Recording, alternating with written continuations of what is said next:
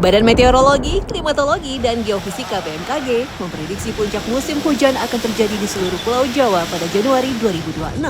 Karenanya, masyarakat harus siap siaga lantaran intensitas hujan meningkat. Hujan lebat dan angin kencang bisa saja datang dan membuat pohon-pohon besar di ibu kota rentan patah atau malah tumbang. Di tengah tekanan cuaca ekstrim seperti sekarang, ada pekerjaan yang bekerjaran dengan waktu mencegah terjadinya pohon tumbang. Ya, mereka adalah pasukan hijau yang setiap hari turun tangan melakukan penopingan pohon.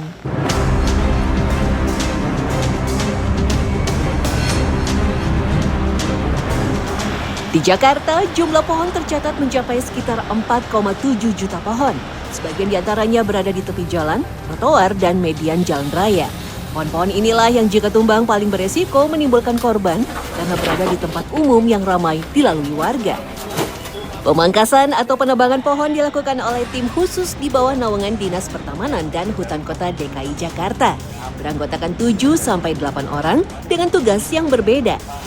Dari eksekutor yang naik ke atas pohon, bagian pencacah pohon yang sudah ditebang, hingga penjaga keamanan bagian bawah pohon untuk menghindari jatuhnya ranting atau dahan mengenai orang. Biasanya kalau tim khusus dari dinas itu di jalan-jalan protokol. Mulai dari Sudirman, Gerbang Pemuda, Asia Afrika, Gatot Subroto, sampai Tamrin. Lingkar Monas juga kita masih menangani. Tapi kalau untuk kebutuhan khusus kayak untuk penanganan pohon tumbang, kita jalan tanpa memandang wilayah ke Jakarta Selatan, Jakarta Utara, Jakarta Timur, Barat, Timur, Selatan. Sebelum pekerjaan dimulai, satu persatu alat kerja dicek, mulai dari gergaji mesin hingga golok untuk pemangkasan manual. Untuk gergaji mesin, petugas memeriksa kondisi mesin, mengecek oli, dan memastikan bahan bakar cukup sebelum digunakan di lapangan. Hari ini kami mengikuti Rifan beserta timnya merapikan pohon di Jalan Gerbang Pemuda, Jakarta Pusat.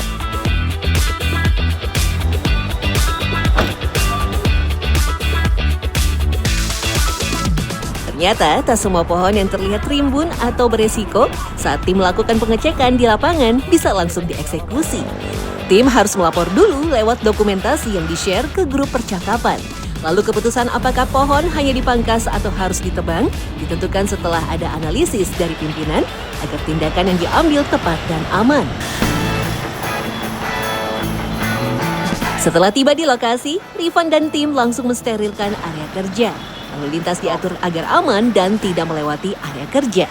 Kendaraan skylift atau mobil dengan tangga angkat otomatis diposisikan di titik yang paling aman. Dilanjutkan dengan persiapan keselamatan, mulai dari pemakaian alat pengaman hingga pengecekan posisi kerja. Terutama kalau ada di kondisi jalan yang cukup ramai kayak ini, itu area yang pohonnya itu harus kita cek dulu sekitaran pohonnya steril atau enggak. Terus juga ada rambu-rambu lalu lintas, nanti juga ada teman-teman yang mengatur aktivitas lalu lintas supaya apa? Supaya dahan yang dipotong dari atas tidak menimpa pengendara yang melintas di bawahnya. Pohon yang akan dipangkas kali ini adalah pohon angsana, jenis pohon peneduh yang banyak ditanam di tepi atau median jalan ibu kota. Angsana memiliki tajuk lebar dan dahan yang mudah melebar ke samping. Sehingga jika tidak dirawat secara rutin, dahannya mudah menjuntai ke bawah. Di musim hujan, beban daun yang basah dan terpaan angin kencang membuat dahan angsana lebih mudah patah. Karenanya, pohon jenis ini membutuhkan pemangkasan berkala agar tetap aman bagi pengguna jalan dan fasilitas umum di sekitarnya. Terutama yang seperti ini, Kak. Seperti yang sudah terlalu rimbun, terus juga dahan-dahannya sudah terlalu menjuntai ke bawah, terus yang menutupi fasilitas-fasilitas umum seperti mengganggu JPO, marka-marka jalan, lampu PJU itu udah wajib untuk dipangkas. Hari ini, petugas yang akan naik adalah Oleh. Ia sudah 9 tahun menjalani pekerjaan sebagai pemangkas pohon. Pengalaman panjang inilah yang membuatnya dipercaya untuk melakukan pemotongan dahan pohon setiap hari. Saat sudah berada di atas, Oleh dituntut bisa menilai satu persatu dahan mana yang paling berat dan mana yang paling berisiko jika jatuh. Jam terbang membuatnya cukup jeli melihat hal ini. Kalau lagi manuver gini, intinya kita merhatiin untuk yang misalkan kira-kira di bawah kita ya Pak. Iya. Kayak misalkan pohon lainnya, kayak misalkan lampu. Biar nggak kena ya? Iya, biar aman, biar semuanya terang, aman.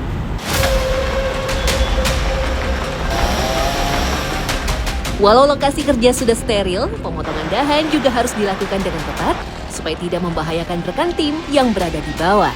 Dengan tangkas, Oleh mengoperasikan gergaji mesin hanya menggunakan satu tangan, sementara tangan lain memegang langsung dahan pohon.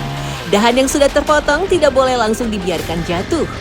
Oleh harus mengarahkannya dulu ke titik yang sudah diamankan untuk menghindari kecelakaan di bawah, seperti menghantam kendaraan, fasilitas umum, atau malah petugas. Dahan yang jatuh harus langsung dibersihkan agar area kerja dan lalu lintas tetap aman.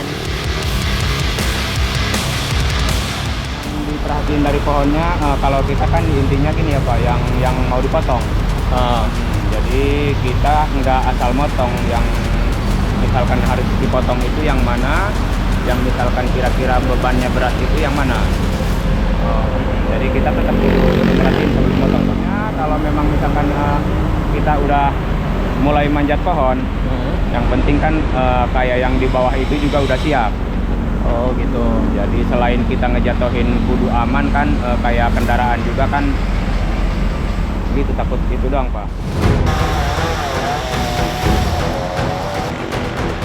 Selama ini, Oleh jarang menemukan kabel di sekitar pohon yang terkelupas. Biasanya ia hanya perlu memindahkan posisi kabel saat hendak melakukan pemotongan dahan. Namun, jika menemukan posisi kabel yang agak semeraut, mereka akan langsung meminta bantuan dari pihak terkait.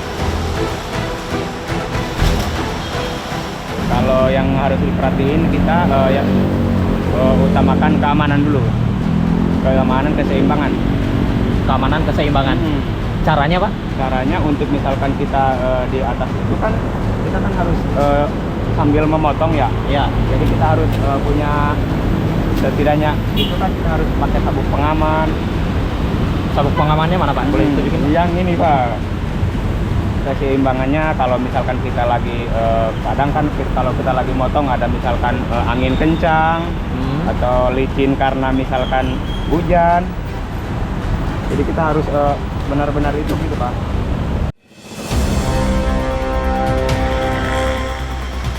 Namun siang ini cuaca tiba-tiba berubah.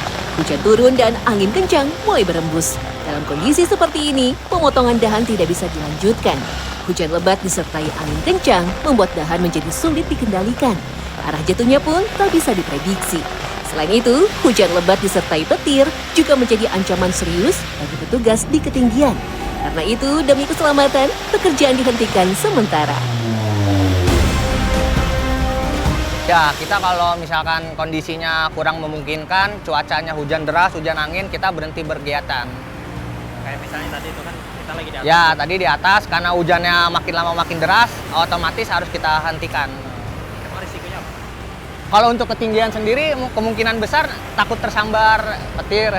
Terus juga karena kita megang senjata tajam kan ada golok, kalau lagi hujan juga takut licin nanti jadi mencelakakan sendiri atau orang lain. Kita kalau hujan berhenti Pak.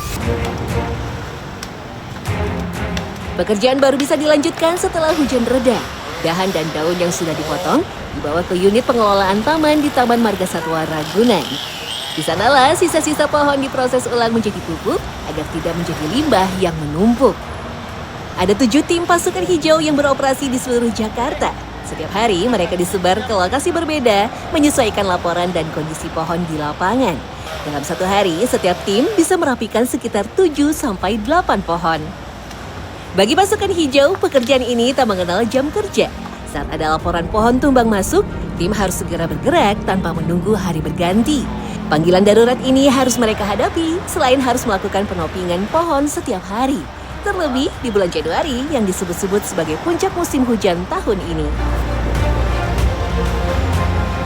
Resiko ya paling terbesar ya yang kesering itu ketimpa sih Pak, ketimpa dari dahan-dahan atas. Syarat kerja ini ya yang pertama ya nggak takut ketinggian, terus juga waktu juga kita harus berani dikorbankan karena kalau ada kejadian pohon tumbang itu nggak mengenal waktu Pak. Ada siang, malam itu kita harus tetap jalan. Sepanjang Januari hingga September 2025, Distamhut DKI Jakarta telah melakukan pemangkasan sedikitnya 55.000 pohon. Sebagian besar dipangkas untuk mengurangi potensi tumbangnya pohon pada musim hujan.